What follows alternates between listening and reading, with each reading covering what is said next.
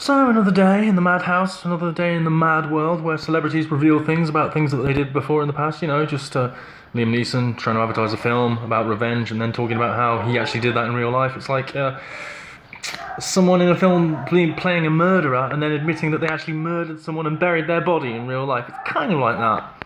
It isn't exactly the same because obviously Liam Neeson didn't do anything, he just thought about it. But back when he thought about it, back then, 40 years ago, he was definitely a racist because he wouldn't have said those things if he wasn't channeling how he was then. He was putting himself back into the mindset that he was then.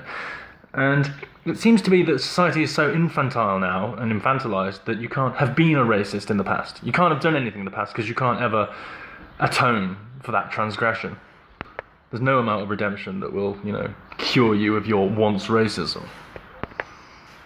And he's trying to say he's not a racist, but he was, let's be honest. I mean, I've never gone around looking for anyone to kill because of their race or anything. That's just ridiculous. No one has ever done anything like that. Generally, people were watching it and thinking, huh? What was he saying that for? It started off a national conversation, one that was needed to have ages ago. But I bet he didn't want to. I bet he might have been, you might say now he wanted to try and start a conversation about it. But he's actually threw his career away because of it. Now, famous people all around the world, like Lily Allen, complete twat, but who cares? She's distancing herself from him. It's probably a good thing. He doesn't want to get crabs. And Piers Morgan is actually the most outraged, the most unforgiving. The fact that someone was raped, the fact that something actually was done, and he thought about something and then something wasn't done, and they're more outraged over the fact that something wasn't done than the thing that was done, because rape doesn't matter. Racism is worse than rape. We've already decided that with the way the police protect the rape gangs. Don't call them racist. Rape doesn't matter, but racism, that does. And of course it does. Actual racism, actually beating someone up, actually patrolling the streets looking for a quote-unquote black bastard to kill with a kosh. Oh, to kill, he actually said that. I didn't even know what a kosh was. I thought it was something from Babylon 5. It's difficult. I can see it from both perspectives. I can see why he might have done what he did, but I can't see why he said it. I can't see why he misgauged society so much and thought that society was mature enough to handle this information. It's not. It's not. It's not mature enough to do anything. If you crawl through a dark space and suddenly you look like you blacked up and then you do an impression of a black man as you come out, you'll be condemned as a racist. You might be paying a loving homage to someone or dressing up in them. It'll be cultural appropriation. It'll be called mocking them. Even if you're celebrating them, it'll be called mocking them because you can't do anything anymore. And frequently nowadays, people misjudge how society will react. It's not how people are supposed to react. It's not how the world should react if it was mature, if it could handle basic information. But it can't. It's childish. It's snowflake land. They're banning Mary Poppins. They're banning, Baby It's Cold Outside. They're banning Friends. They're banning Blackadder next, I'm sure of it. And with Twitter and the outrage mobs and the way that everyone's focused, obsessed with political correctness, it's not a mature world anymore. You can't have grown-up conversations like you used to, and like we should be able to, and like we need to be able to actually get through the life that we're going to be living in this authoritarian hellhole. But then we need to have conversations about everything that the government have introduced, like GMOs. Oh, they just forced them through and didn't have a conversation about them. Fracking. Oh no, they just have shale gas is part of the future and we will make it happen, but didn't have a conversation about it. Vaccines. Oh yeah, we're told that anti-vaxxers are all cracks and cranks and lunatics and everything, but they're, in a rush to change legislation to get rid of the inserts because that's putting people off because it tells you about the actual side effects and things like Guillain-Barré and autoimmune conditions, but we can't have a conversation about it.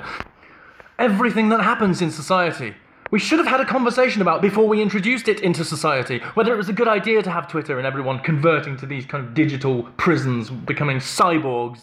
Was it a good idea to have killer robots in the air that can bounce from target to target, killing indiscriminately, taking away accountability?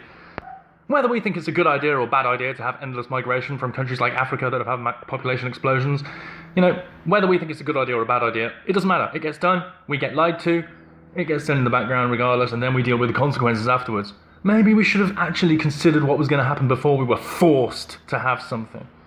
And so it falls upon these moments, these times when celebrities let slip something that is out of the ordinary, out of the Overton window of popular conversation, and is something that people are just not exposed to in the mainstream media because they think that these people are spotless angels, all these actors in films, and they think that it's all an act. In Liam Neeson's case, I don't think it is.